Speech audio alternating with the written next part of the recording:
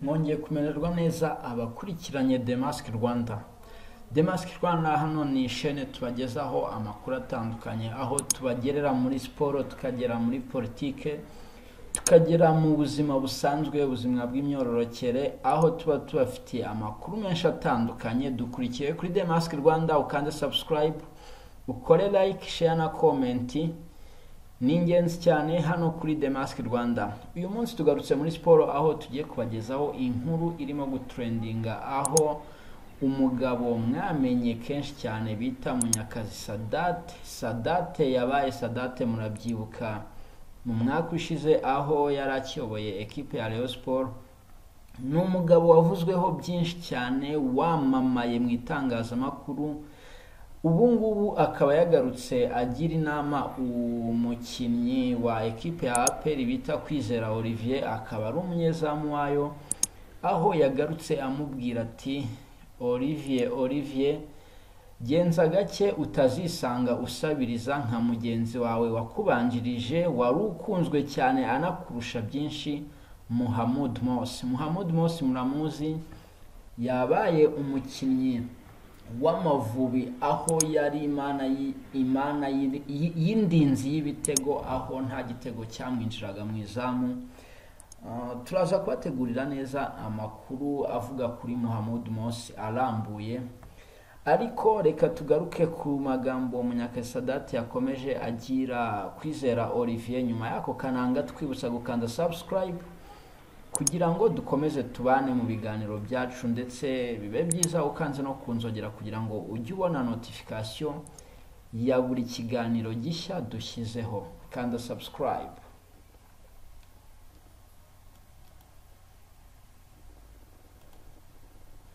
Nyuma yuko Kwizera Olivier, umuzamu wa ekipe y'Amavubi, ikipe y'igihugu, akaba n'umuzamu wa APR FC, yirukanwe mu mwiherero w'Amavubi, aho Amavubi ari kwitegura imikino, uyu Kwizera Olivier murabyibuka mu minsi ishize aho yahagaritse umupira w'amaguru bitunguranye, ariko akaza kwisubira ku cyemezo yari yafashe, dore ko harimo ubuhubutsi bwinshi cyane nk'umukinnyi ukunzwe mu gihugu cy'u Rwanda, ndetse ufite n'umwanya wa mbere, dore ko ari umwe mu banyezamu beza u Rwanda rufite.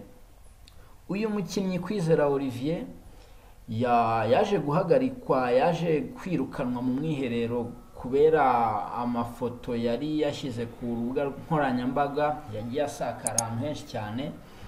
Ariko mbere yaho icyari cyatumye asa nk'usezera, urukiko rwamuhamije gukoresha ibiyobyabwenge. Mu kumuhamya gukoresha ibiyobyabwenge, uyu Kwizera Olivier niba byaramugendekeye gute, ahitamo gusezera umupira w'amaguru. Ubwo urukiko rwari rwamukatiye igihano cy'umwaka afunzwe, ariko bakaza kugisubika. Mu rwego rw'ubutabera babyita igihano gisubitse. Ni ukuvuga ngo yari kuzaba afungishijwe ijisho mu gihe cy'umwaka wose. Igihe umwaka washyira nta rindi kosa rimugaragayeho, icyaha kikamuhanagurwaho, ariko muri icyo gihe yari kuzaba afungishijwe ijisho, hagira irindi kosa akora, icyaha icyo ari cyo cyose, bikaba byamukurura ibibazo byo kwisanga muri gereza ako kanya. Sadate yaravuze ati ubusanzwe sinjya mvuga ku muntu uri mu bibazo, ngira ngo murabizi, ariko uyu munyezamu twari dufite mu Rwanda ni umunyezamu mwiza kandi ushoboye, ufite impano ariko itagira discipline. Ngira ngo murabizi twari dufite umunyezamu hano mu Rwanda mu gihe cya kera witwaga Mohamed Mosi. Yari umunyezamu mwiza ufite talenti, ariko nawe nta discipline yagiraga. Ngira ngo ibyaje kumubaho mwese murabizi. Ubu aba muri Ethiopia, aho yirirwa asabiriza nk'umuntu waba warakoreye igihugu neza, ariko utaragize imyitwarire myiza. Ntabwo yakabaye kano kanya ari umusabirizi mu gihugu cy'amahanga. Yakitaweho nk'umuntu wahagaritse umupira mu nzira nziza, akitabwaho nk'umuntu wagiriye igihugu akamaro, dore ko yari imana y'umurinzi w'ibitego mu kipe y'Amavubi, ariko kubera imyitwarire ye itari myiza nta kintu na kimwe kano kanya igihugu cyangwa se n'abanyarwanda, dore ko yaje no kuburirwa irengero mu buryo budasobanutse kubera disipurine ye nkeya. Sadat yakomeje abwira Kwizera Olivier ko nawe atari yari menge cyangwa se ataje kwikosora ngo yisubireho, nawe yazisanga ari umusabirizi nka mugenzi we wamutanze muri kariyeri y'umupira w'amaguru Mohamed Mosi. Sadat yakomeje atanga urundi rugero ku munyezamu Ndanda nyirango muramwibuka. Ndanda Sadat yamuvuze neza aho yavugaga ko Ndanda yari umunyezamu mwiza ufite n'imyitwarire myiza, bikaba ngo ari byo byamuhaye icyerekezo kugeza ubu ngubu. Ndanda akaba ari umutoza mpuzamahanga, dore ko kubera imyitwarire myiza byatumye agera kuri byinshi kandi byose abikesha impano yari afite ndetse n'imyitwarire myiza, ariko akavuga ko kuri Kwizera bitashoboka igihe ataba ahinduye iyi myitwarire arimo kugaragaza muri iki gihe.